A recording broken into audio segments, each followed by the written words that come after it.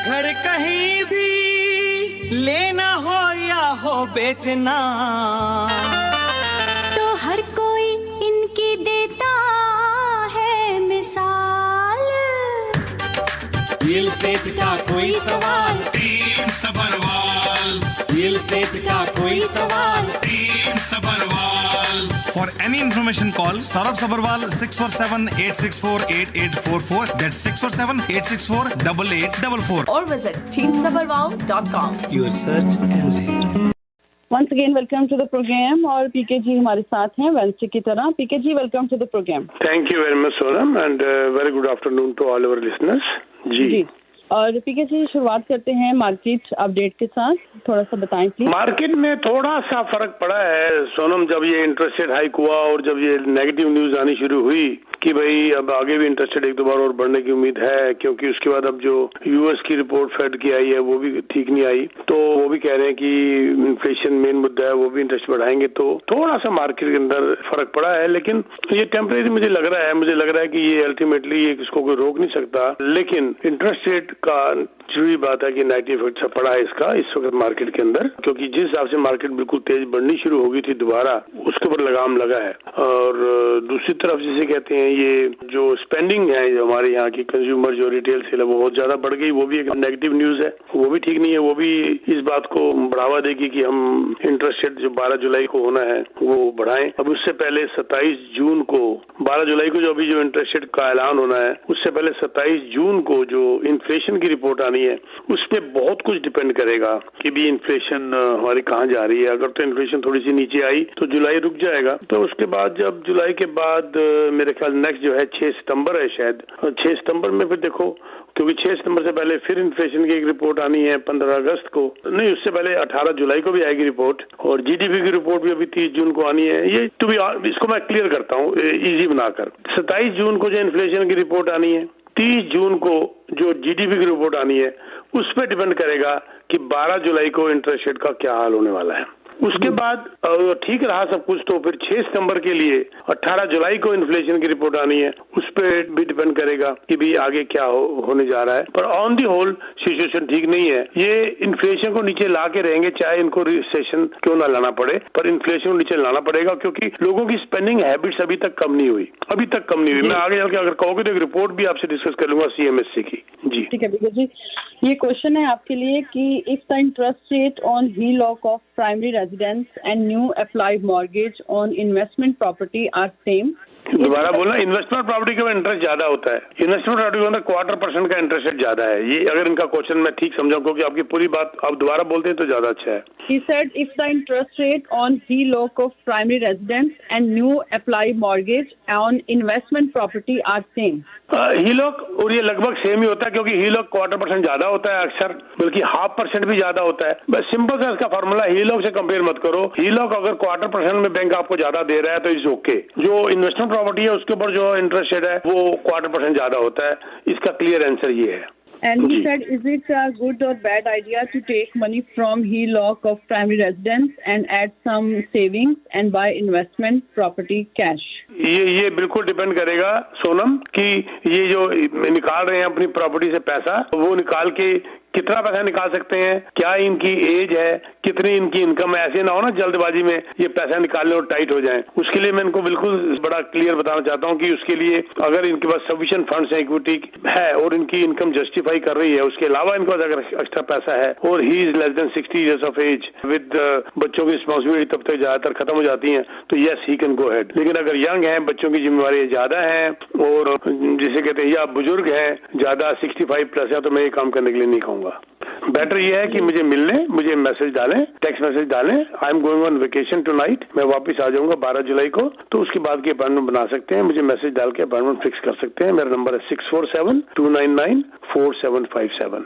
जी बिल्कुल, आपको मैसेज मिल गया होगा। यही पूछा था उन्होंने कि what are the advantages and disadvantages. या यू एक्सप्लेन्ड ऑलरेडी। हाँ, वैसे भी इसको ज्यादा एक्सप्लेन करने के लिए आधा घंटा चाहिए minimum. Ji they can come. और 416-593-0055 कुछ कॉल्स भी लेते हैं। लाइन 1। हेलो।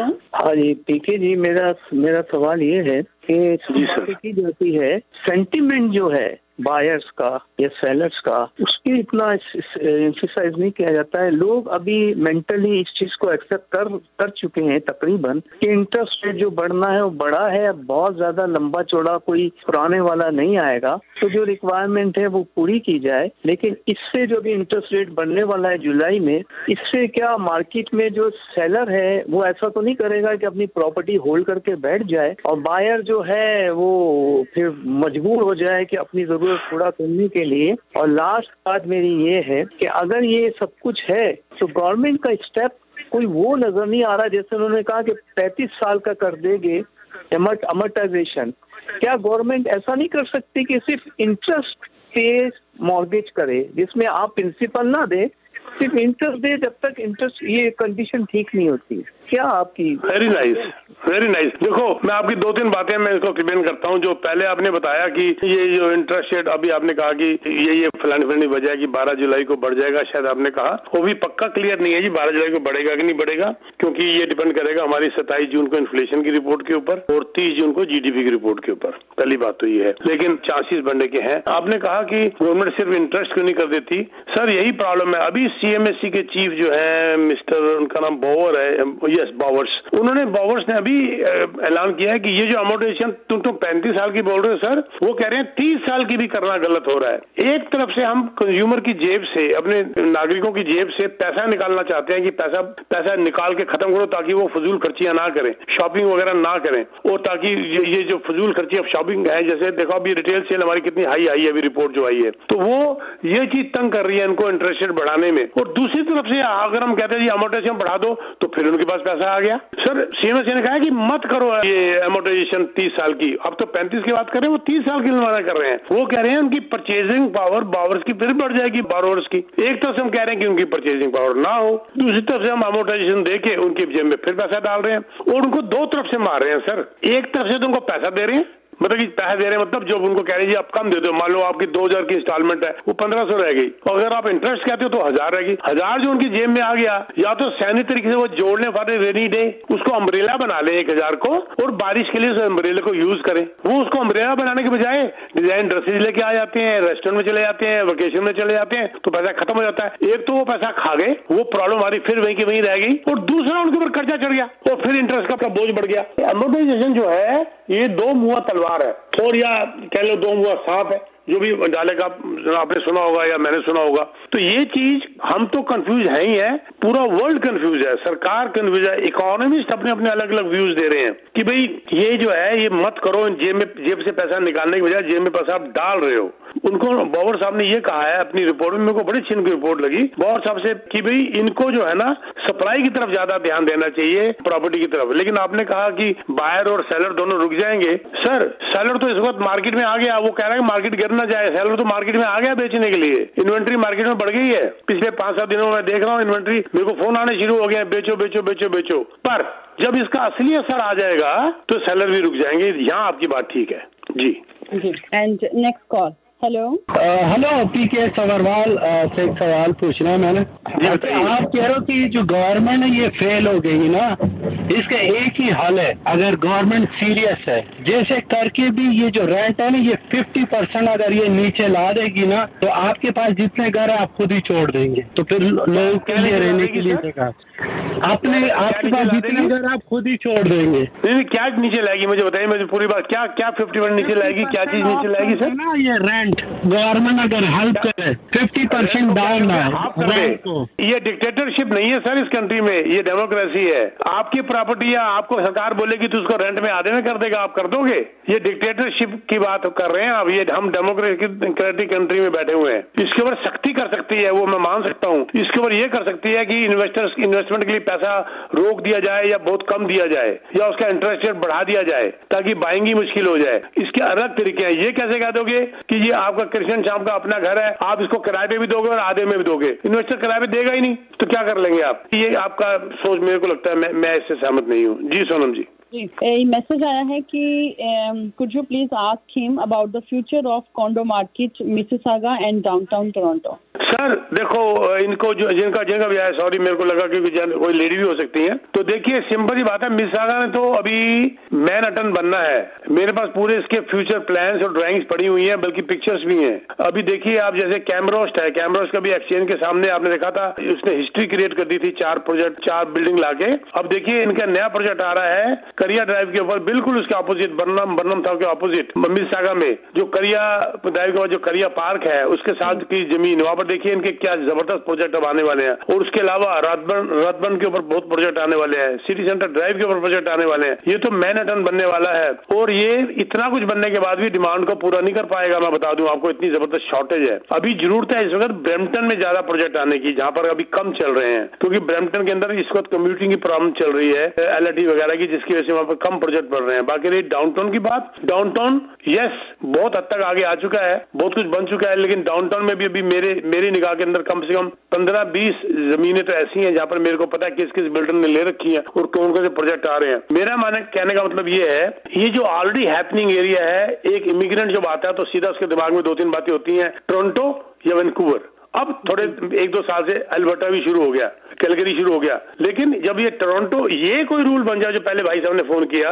ये अगर कोई रूल बन जाए कि आप अगर इमिग्रेशन में आ रहे हैं तो आपको इस प्रोविंस में जाना पड़ेगा, ताकि टाउन्स जो हैं, जो रूरल टाउन्स हैं, उनकी तरक्की हो और एमिनिटीज वगैरह आए और कम्युनिटी वगैरह, प्लाजाज, ऑफिस, जॉब्स क्रिएट हो, तो जैसे इंग्लैंड में है वो चीज अगर यहाँ पर लाए तो है। इमिग्रेंट तो आ रहे हैं, आते जा रहे हैं, पर उनको संभालने के लिए क्या कर रहे हैं, यहाँ पर फेल हो रहा है। जी जी।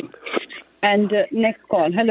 हेलो सबरवाल जी, कुछ अंदाजा है इस साल टोरंटो में कितने आ रहे हैं नए? मुझे लगता है कुछ 25,000 आ रहे हैं जी।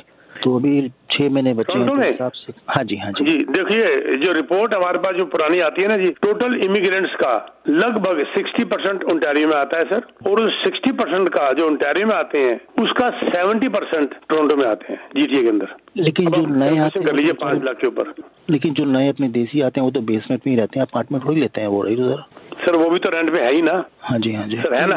ये आपने देखो, आज अभी हमारे पास कुछ आए हैं अचानक, विप्रो के जो IT प्रोफेशनल्स आए हैं, अभी रिसेंटली हमारे पास इंक्वायरी आई है बहुत सारी, सारे के सारे अपार्टमेंट में जा रहे हैं, एक भी बेसमेंट में नहीं जा रहा, क्योंकि जो विप्रो वगैरह की तरफ से आ रहे हैं, या विप्रो मैंने बोल दिया, और भी है कंपनीज, मेरे मुंह से विप्रो निकल गया क्योंकि मेरी बात चल रही थी सुबह भी 2-3 से। इनकी इनकम जो हस्बैंड वाइफ की मिला के 1.5-2 लाख है। ये जॉब में आए, इनको जॉब ढूंढनी थोड़ा, तो इसीलिए ऐसी बात नहीं है सर। हाँ, हम वही चीज बोलते हैं जो हम देखते हैं, तो इसीलिए मैं, क्योंकि मेरे पास हर किस्म के लोग आते हैं, तो ऐसी बात नहीं। अपार्टमेंट की बहुत, देखिए सर, पिछले 3 दिनों में मेरे जो हमारा वन ऑफ माई एजेंट्स, उसने 4 या 3 अभी लीज में 3 दिनों के अंदर चढ़ाए, और 30 से ज्यादा उसका इंक्वायरीज आ गई, और अब ये सोच रहे हैं किसको दें किसको ना दें, बहुत ज्यादा डिमांड है।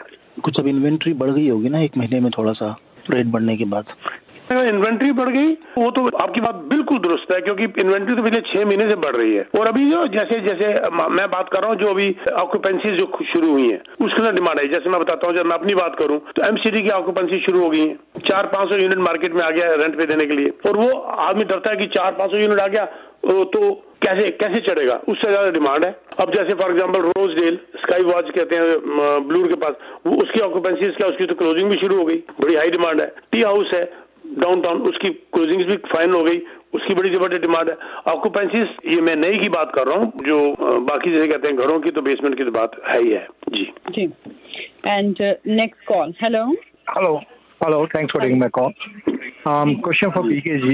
PKG, this is like, if you want to do the investment for condo, so can you take out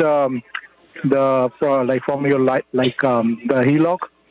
100% book करने के लिए तो ले सकते हो।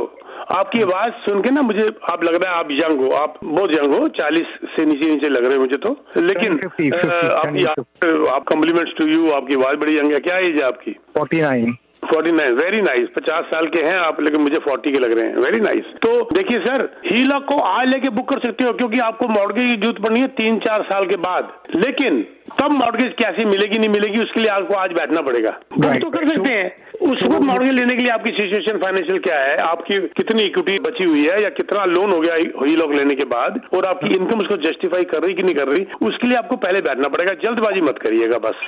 ओके, नहीं तो अगर आप दुखी होगे तो इसी रेडियो स्टेशन में आके कहेंगे कि पीके जी ने मुझे फंसा दिया। तो प्लीज मेहरबानी करके जल्दबाजी मत करिएगा। I am going on vacation.